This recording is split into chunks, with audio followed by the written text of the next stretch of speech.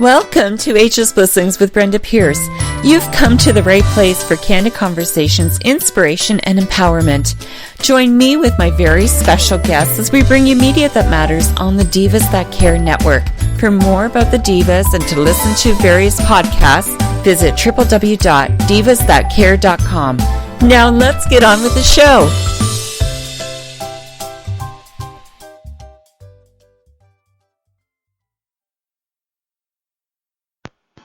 Welcome to Ageless Blissings Radio with my very special guest, Cali Gilbert, and we will join the conversation already in place.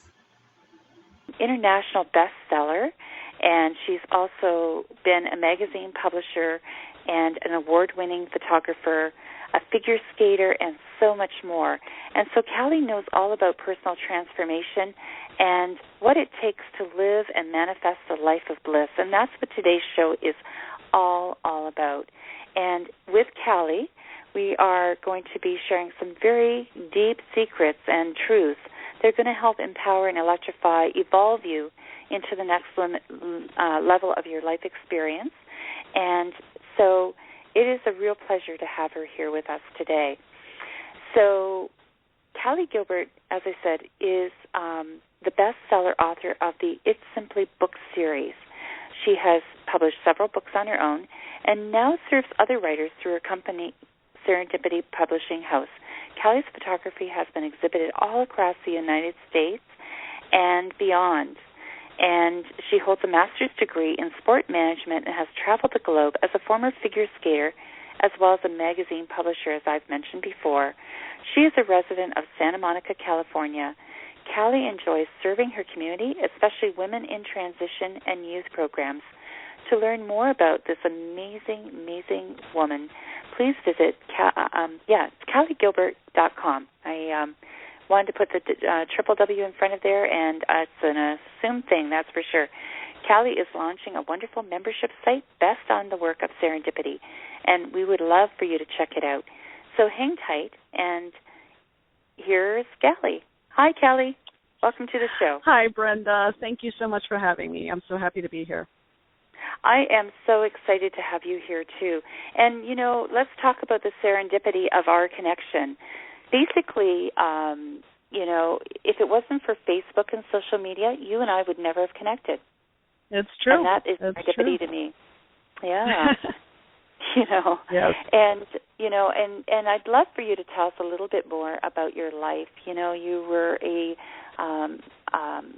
really award-winning figure skater, and you've had this amazing career that took you all around the world to various skating competitions, and I'd love to hear a little bit about your career as a figure skater. Sure. So I started skating when I was 6 years old. I grew up actually in Toronto, Canada. And I skated out of the Mariposa Figure Skating Club and traveled all over the globe. But didn't really get as far as I had hoped with my skating due to injury, but was able to really experience amazing things and make, you know, lifelong friendships and colleagues. And it's just really an amazing experience. And it taught me a lot. I think it really developed everything that I learned through that process was really great for what I needed in life, in the discipline and determination and never give up attitude really started with my skating. That's amazing. I, too, love figure skating and did that as a child. Never got to the competitive level like you did, but as an adult, I look forward to skating season, which will start next week, and I go to the adult skate sessions, and I can still get my leg up there and do spirals, believe it or not. So I know the love of skating opened up this world of transformation in that you were able to travel. And I'm sure that once you got into the stages and trying to decide where your path was going to take after skating, probably wanted you to continue to travel the world, and as such probably was the inspiration for your later career moves. It was interesting because I've been a writer and a photographer my entire life, and when I stopped skating, I actually went into publishing and published the first Canadian figure skating magazine. It was all about figure skating in Canada from the novice through the professional level. And I was able to travel quite extensively to all major competitions and exhibitions for the magazine. And I had a staff of 6 people working with me throughout Canada, which was very exciting. And it was definitely something that would prepare me for being an author. I mean, publishing a magazine, publishing a book are 2 completely different animals. And so I definitely needed to learn quite a bit when I went into book publishing. But it was good to have that experience, and especially the journalism experience, I would say, of knowing who to contact and being comfortable in that role of reaching out to people and really to those that I wanted to mentor me and to teach me about the publishing industry and when it came to books. So definitely something that was very important in my transformational journey. Wow, that's so true. And it's all about, the technical stuff we can learn, but it's the connections and the contacts and all those things are really what are the career movers. Isn't that not true? Absolutely. And I've actually been toying on writing an article. I actually write for the Huffington Post, and the next article I think I'm going to write is specifically on that, the development of relationships and the importance of relationships and how that really is one of the keys to success. Because, like you said, it's all, you can learn the technical things, but really it's learning from those, being mentored by those who have reached, the point of success that you want to reach, and really modeling yourself after them is very, very important, I think. Absolutely. And the thing is, though, and one connection leads to another, and there is this beautiful synergy that can happen, and it isn't like you have one contact and you use them and then that's it. It's all about massaging and nurturing and continuing to have these great relationships, because you just never know when you need them or when they need you, because eventually as you develop your craft. Yeah. And I think that's the most important key, is to really look at these relationships as not so much of what they can do for you, but what you can do for them. And that's how I've approached every relationship in the publishing industry when it came to wanting to publish a book. I looked at, who was it that was doing what I wanted to do. Like Jack Canfield has been my mentor for the last 3 years. And it was really, I saw what he had done with the Chicken Soup for the Soul series, and I knew that when I started writing my books that I wanted to do something similar, and that's why I created the It's Simply series. And just by learning from him, but I would always come from an approach of, how can I help you? How can I serve you? How can I support you? And in doing so, he was so much more receptive, I think, than if you just went to someone and said, okay, now what can you do for me? Yeah. And that's a beautiful way of looking at it, and actually serves the greater consciousness and greater purpose, and can create more joy and bliss in the creative process, and, make it much more smoother and effortless, because you are in a place of service. And that's what I love about what you do. Yeah. And I think that has really started early for me in my life. I was very blessed growing up as a child that one of my dear friends was Cal Ripken Jr., the Major League Baseball star. And when he retired, he directly went into service and created Ripken Baseball and the Ripken Foundation. And I saw what he did, and I really was inspired by all the work that he did. And I knew that was something that I wanted to do, too, not only as a former athlete, but just as a person. It was something that was very close to my heart. And so everything that I have done in all of my work, and especially now with my books, is to make sure there's a nonprofit connection tied to it, and so that I'm in a place of service with all the work that I'm doing. And not only am I sharing my gifts and my talents, but I'm also making a difference in serving others at the same time. Mm-hmm. Beautiful. Can you tell us about your nonprofits that you're representing these days? Sure. What is it that really lights your lamp? Yeah. So right now, youth is really close to my heart. And I was the director of special events with Boys and Girls Clubs in New York before I actually moved to California.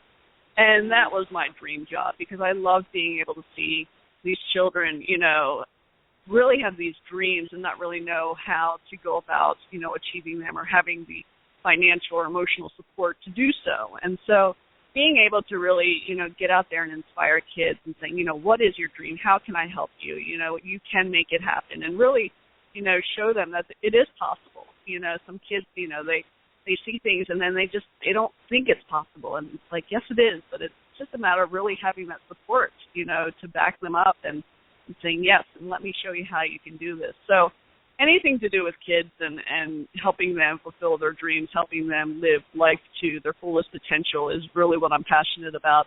And then another thing that I like working with, especially now through my Serendipity book, is women in transition, women who are going through so many different things. It could be divorce, it could be job loss, but it could also be like an empty nester, a woman who the kids are gone, they're grown up, and now it's like, okay, it's my turn, my time.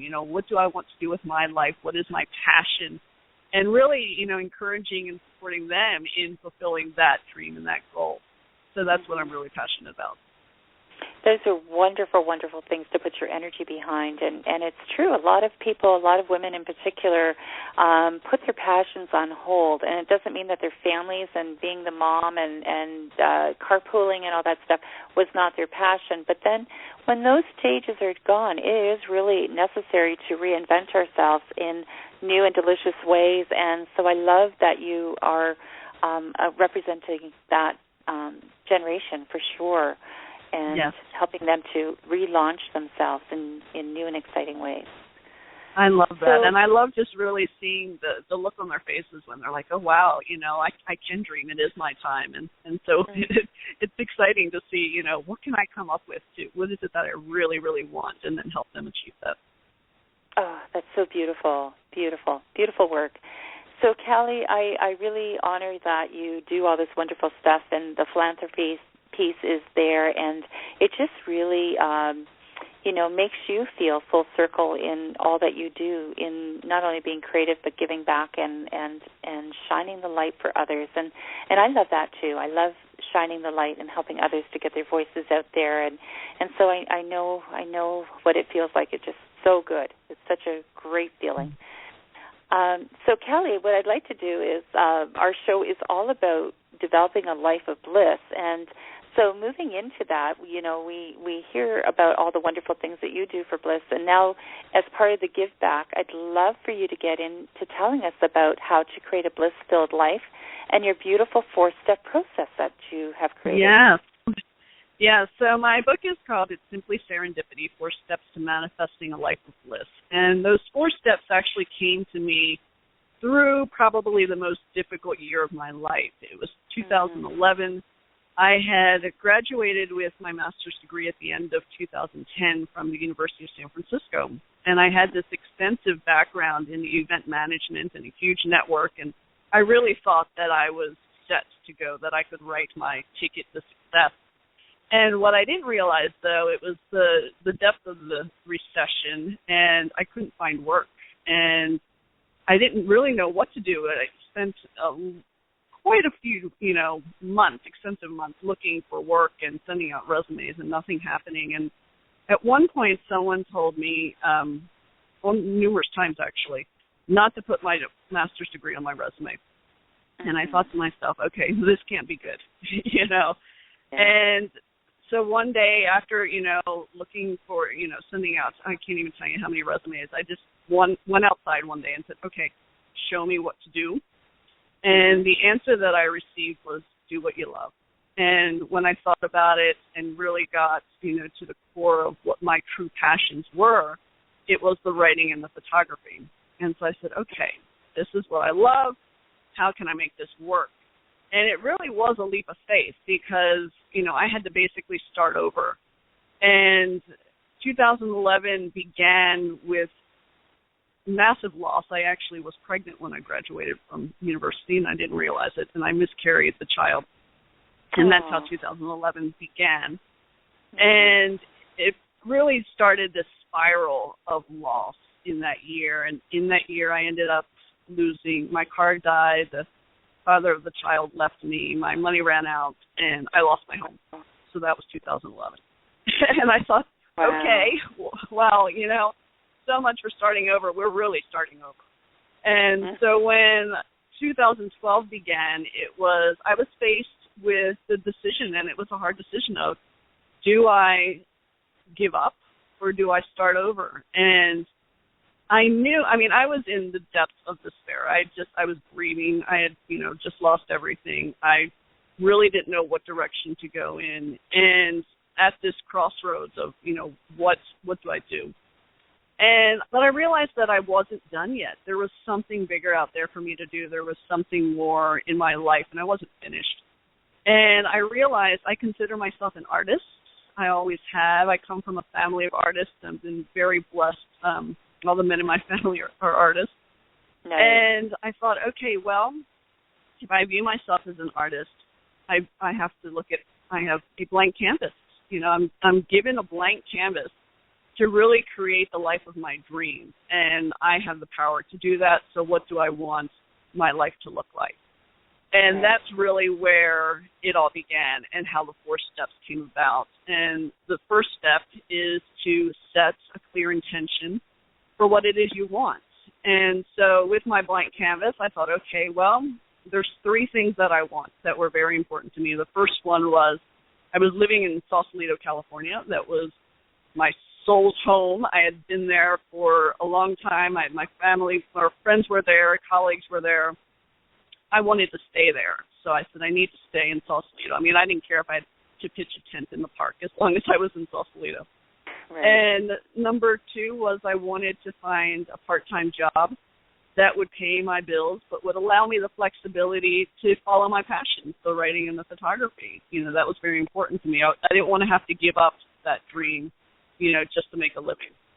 Mm-hmm. And then number 3 was I wanted to wake up every single day and do what I loved, which was the writing and the photography. And by setting those intentions and being very clear about what it was I wanted, I actually manifested all of it within 2.5 months. Oh, nice. Yeah. Wow. That's amazing. And it was pretty amazing. Yeah, pretty amazing. Yeah. But it started with getting very clear on what I wanted. And, and not saying, oh, well, let's see, I want some money or I want a job. I was very clear. And I think that's very crucial to, when you set any intention, to try to be as specific as possible. Yeah.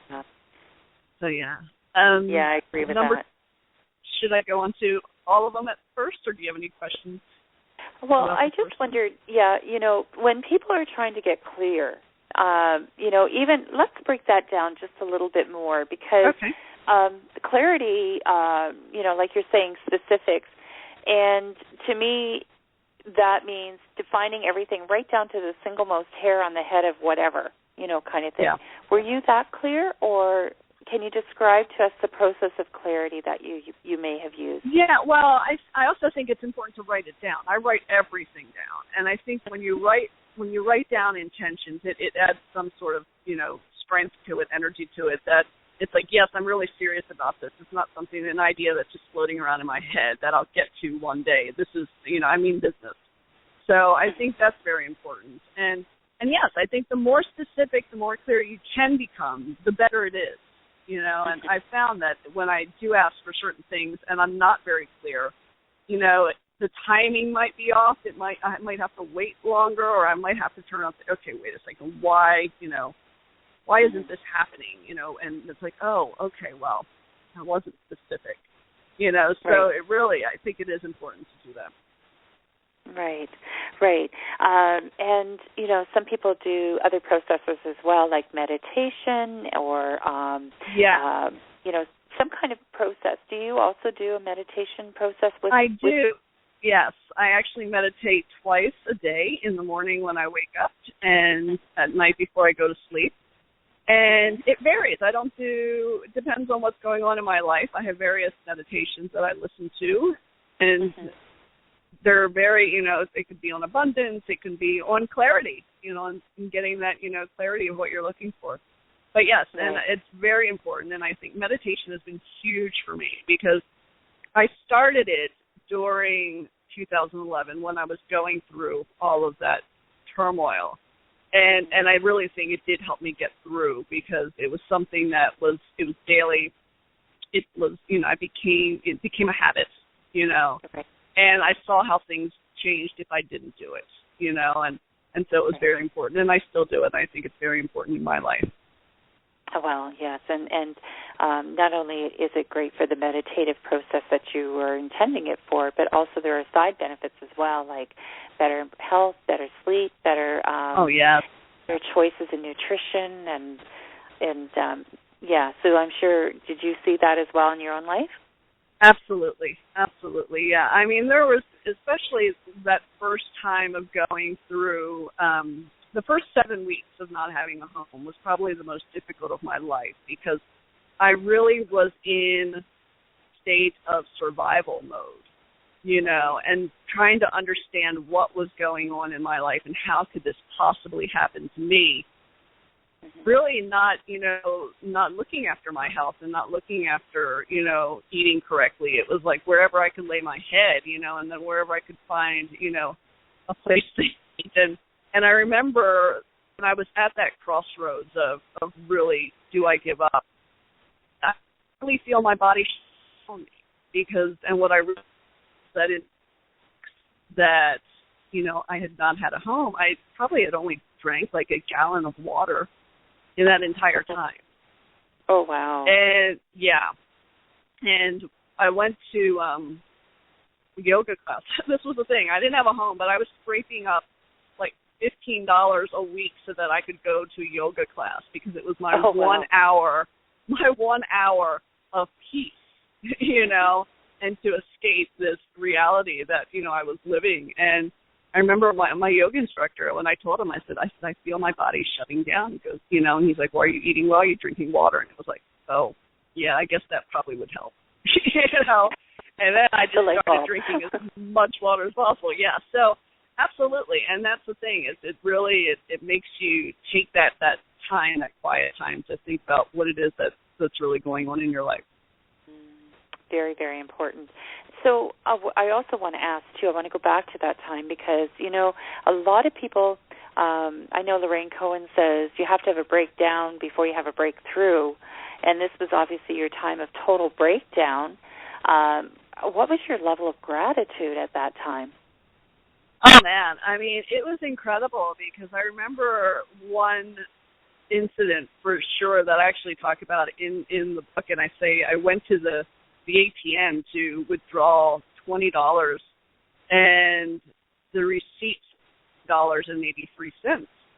And I remember walking down the street in Sausalito and looking at this receipt and thinking, $5 in the tank, but I'm happy, because I'm living in Sausalito, and I am doing what I love, and so I don't have any money, but I'm happy.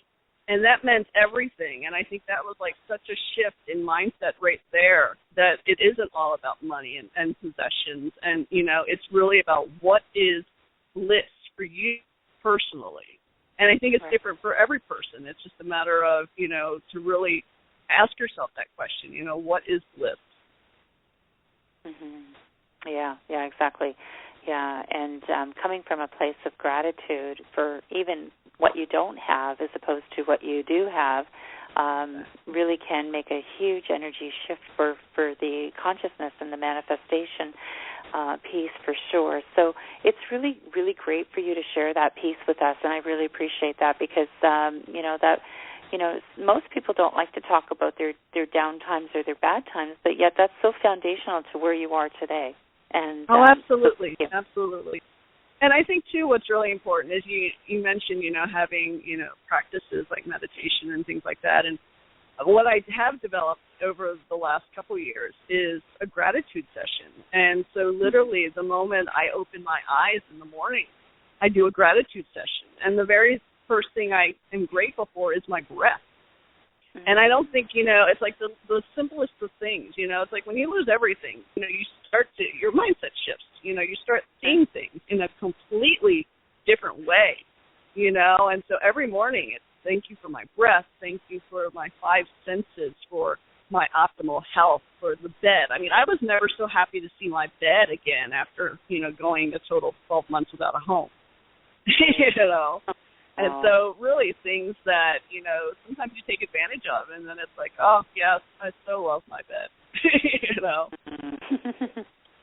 Well, that's awesome. That is truly awesome, and what a blessing it is to be able to recoup and regroup and be able to redesign your life from the bottom up. And so I'd love to hear a little bit more about your sessions, your bliss development tips that you have for us today.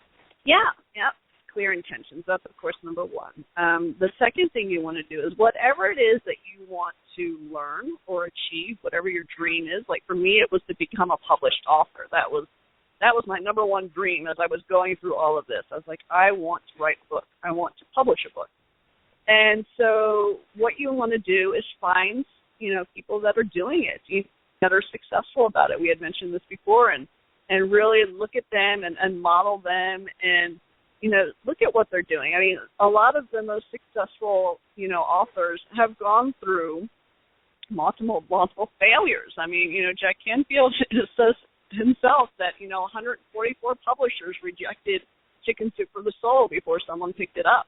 And so know that, it doesn't have to happen right off the bat, but if you just keep doing it, doing your part, that's the main thing, So it's really to learn from those, that are doing what you want to do. That's right. So that's what I did is, I basically, researched. When I lost my home, I had my laptop and I had the corner Starbucks, and I spent every day there researching everything I could about transformational authors and personal development and how to publish a book, and really just learned everything I could possibly learn about the publishing industry.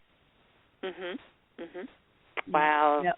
Well, this is it. Just like Joe Vitale, too. He spent hours upon hours in the public library, homeless. And, so, it's just a matter of, nobody can ever say that there's blocks to prosperity. Even when you have nothing, the corner store, the corner Starbucks, the library. Exactly. You have the world in your hands. You really do. Absolutely.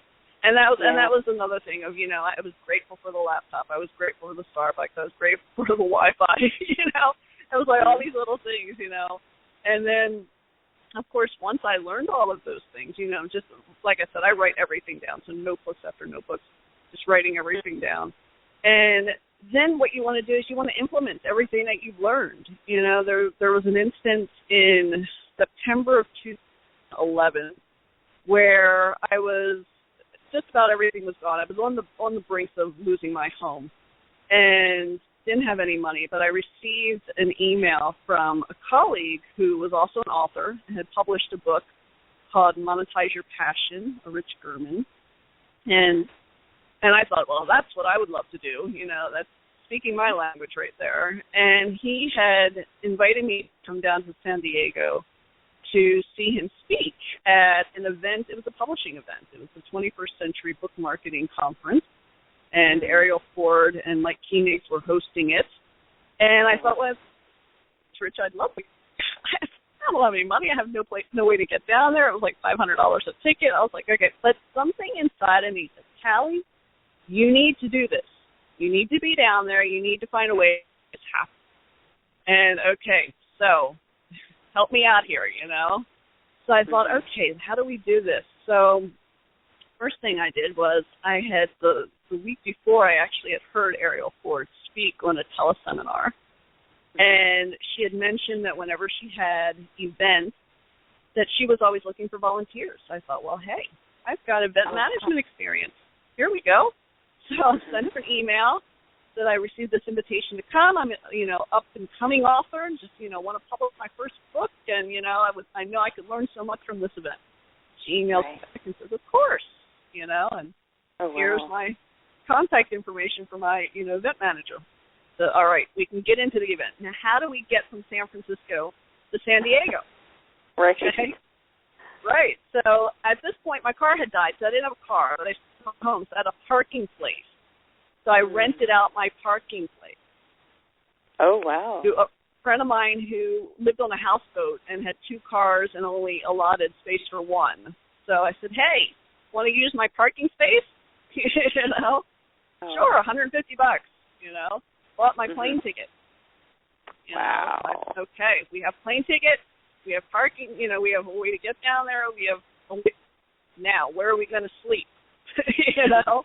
And so I had another friend from church who was with the St. Vincent de Paul Society, and she told me, she says, we can give you $150 to pay a bill. And I thought, okay, credit card bill. That's a credit card bill. It was maxed out, but I still had a credit card, you know. So put $150 towards the credit card. Now I could stay at a hostel, which is what I did. I booked 3 nights in a hostel for $30 a night. And I had $20 left over so I could eat.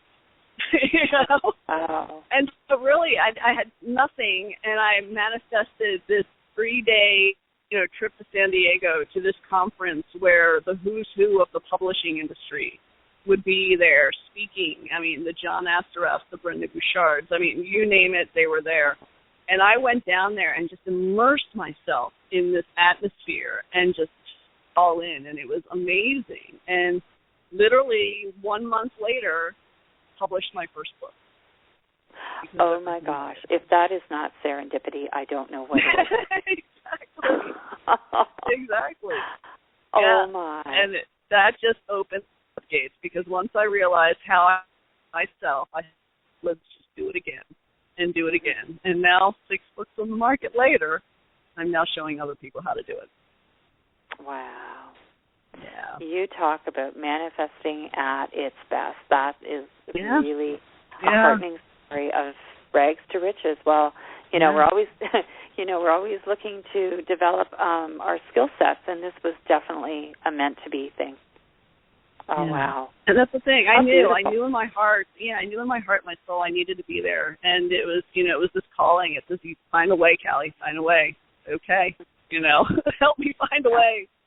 And it did. Yeah. And the greatest part of all, though. Yeah. I mean, the greatest part of all is that now, though, those people that were at that event are now my colleagues, are now supporting my work, are now really, mentors and, just amazing people. And it's just, but it started by going down there and saying, I'm ready to learn. Teach me what you know. And, and it's been incredible. That is truly incredible, because those are pretty hefty people in the transformational world, in any world, really. They transcend borders and barriers, and to have them on your list, your Rolodex of life, fantastic. Good for you. Yeah. Wow.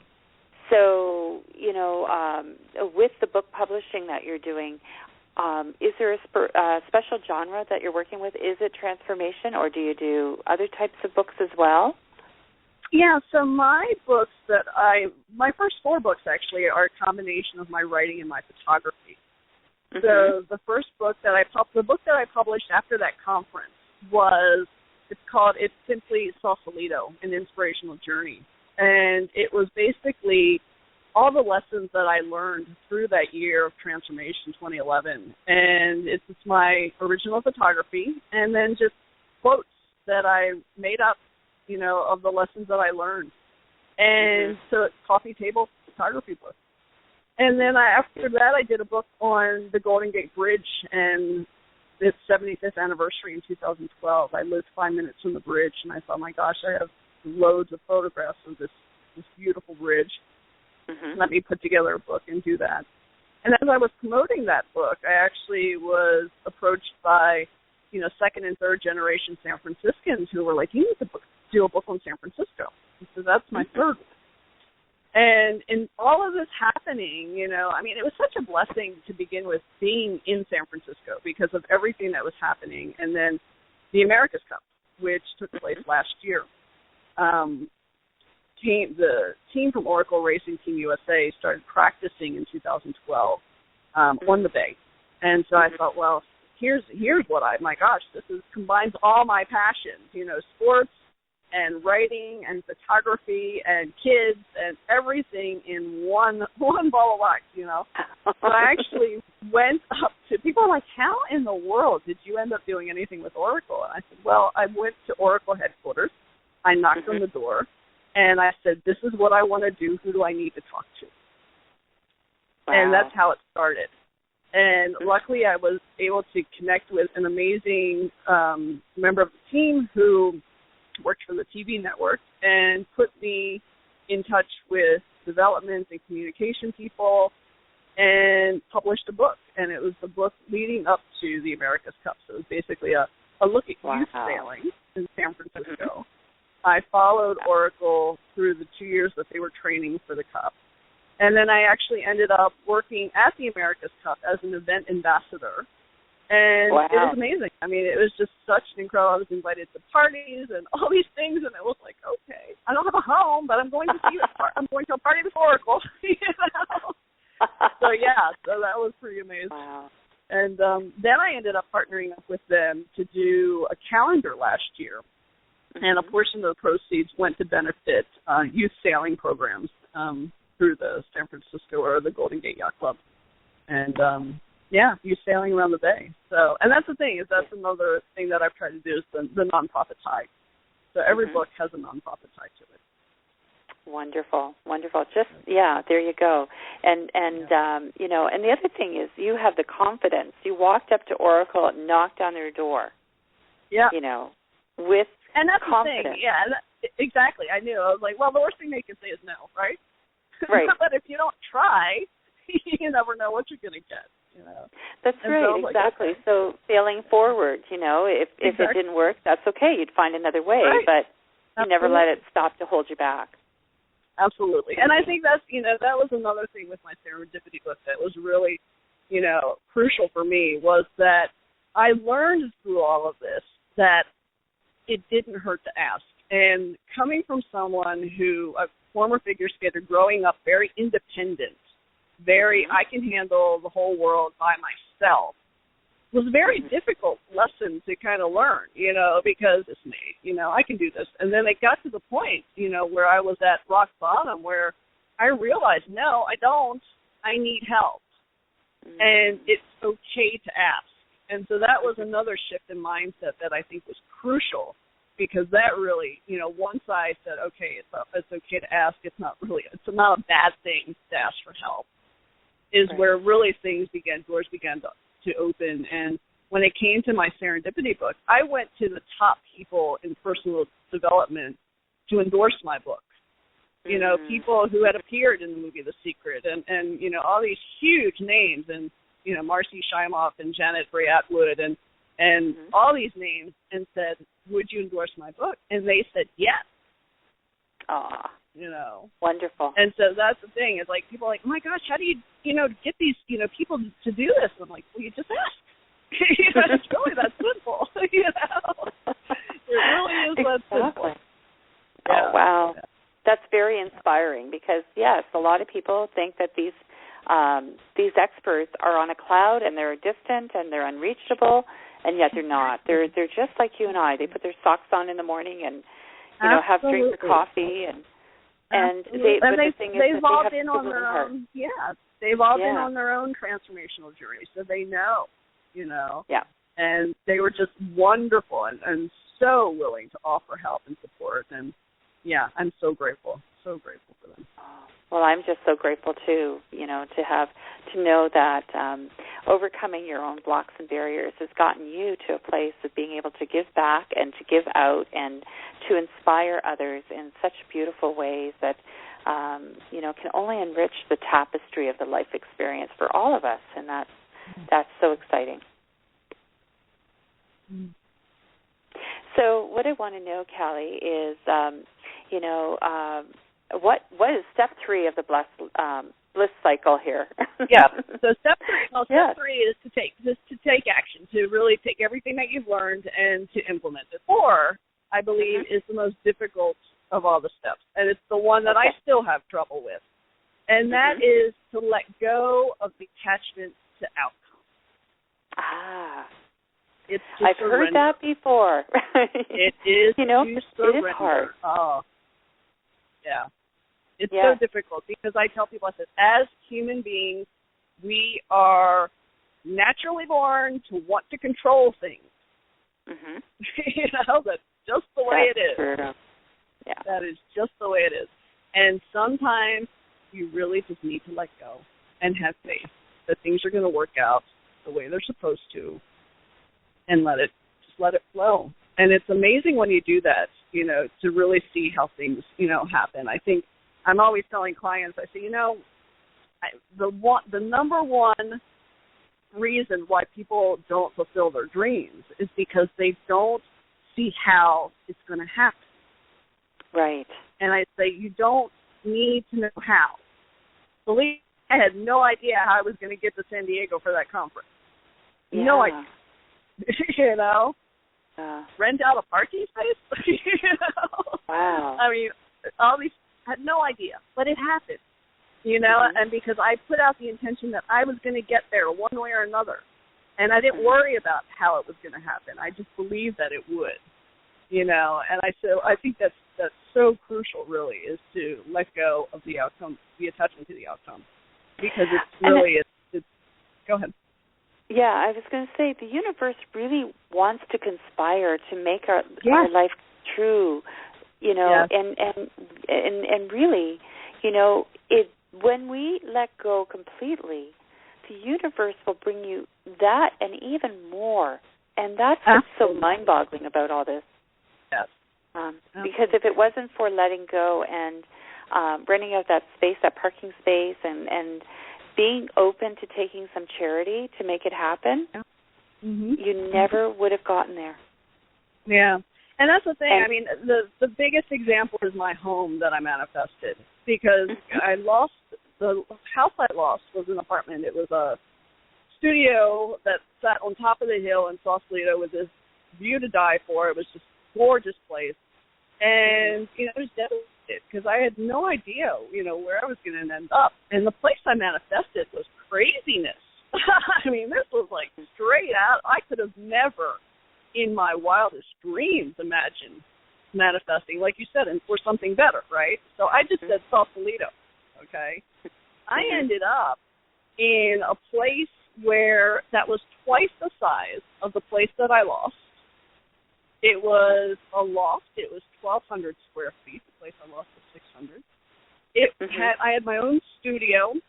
I could walk to the beach, and I paid a fourth of what the rent was of the old place.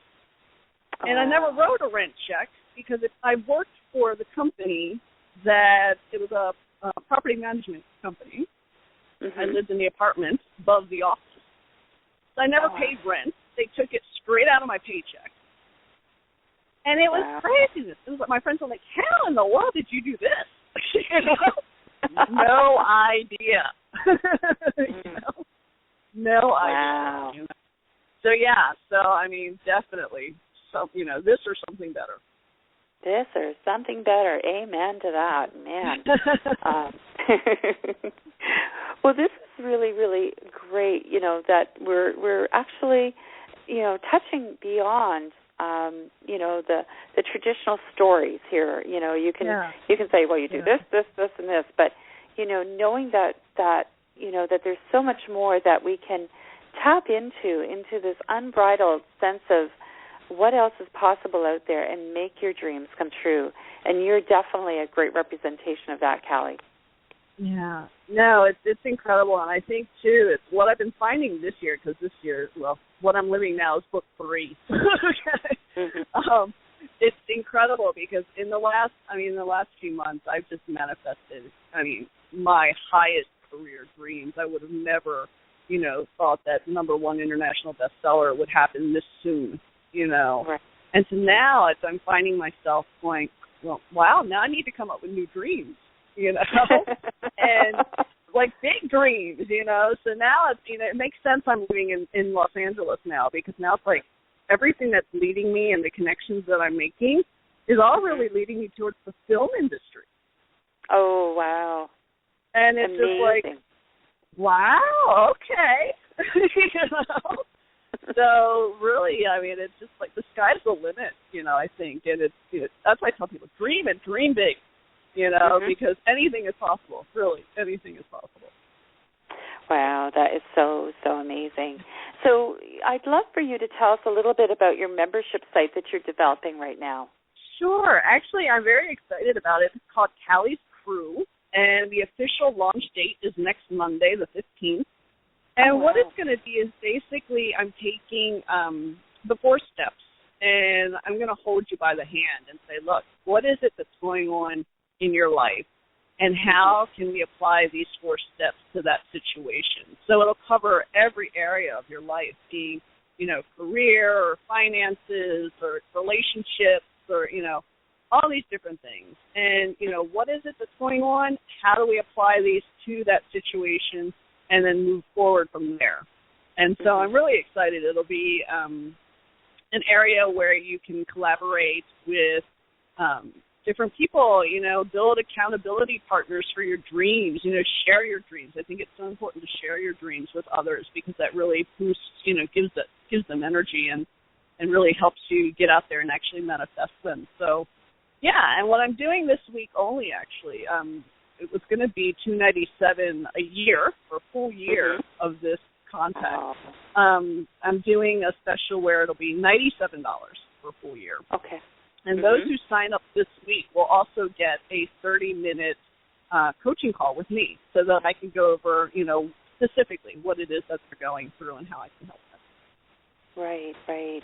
Wow, that is such a great gift. Either way, for the $297 or the $97, either way, it's a steal of a deal because to have this kind of what I like to call it, and it's similar to what I'm really, really reaching into, is this collaborative cooperation. And It's where we work together and we enrich each other's lives. And Absolutely. So you've got this wonderful system you're developing. Yeah. And that's the thing. It's really about supporting one another and really having, I think it's huge to have accountability partners that, when you share your dream with someone, sometimes, you're going to find people, oh, yeah, right, that's nice, But if you have someone going, okay, I'm excited for you, let's do this, I believe in you, that makes all the difference in the world. And I think it's great to have a community of people to be able to share that with and go through that with. And then celebrate those achievements when you reach those dreams. That's huge. I think that's the thing is people need to realize that the celebration piece is just as important as the creation piece. Absolutely. So tell us how you celebrate your successes and your everything you've been doing. What have you been doing that's particular for you? Well, yeah, it's funny because my bliss is being at the beach. I think I was born to be, I grew up in Canada, but I think I was born to be a California girl. I am probably the happiest and in my total bliss when I'm walking around barefoot in the sand.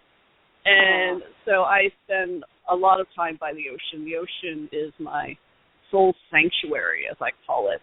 And I really get inspired there. And I could sit all day at the beach and just listen to the waves come in and that is my total bliss. So, yeah, whenever I want to celebrate it, it's there.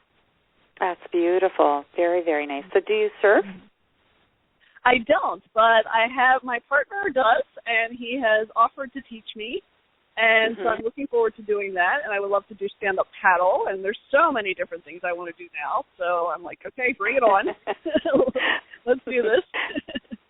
Wonderful. So from the south coast of Ontario, Canada, to the south coast of California, my goodness, what a beautiful transformation your life has taken, and and truly celebrating the serendipity of life, and really stepping into that place of bliss, and really letting the heavens conspire to give you and deliver you the life you desire. That's so beautiful.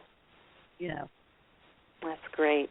So just recap again the 4 steps, because I think it's very important for our listeners to maybe take these 4 points down and then just run with it in your own mind. Yeah. So step number 1, set the clear intention for what you want. Very specifically, what is it that you want? Step 2, your dream, what it is that you're looking to do. Find those who are doing it already and learn from them. Step 3, everything that you've learned, implement it. Take action. Move forward. And step 4, let go of the attachment to the outcome. Surrender, have faith that everything is manifesting precisely as it's supposed to. Wonderful, wonderful.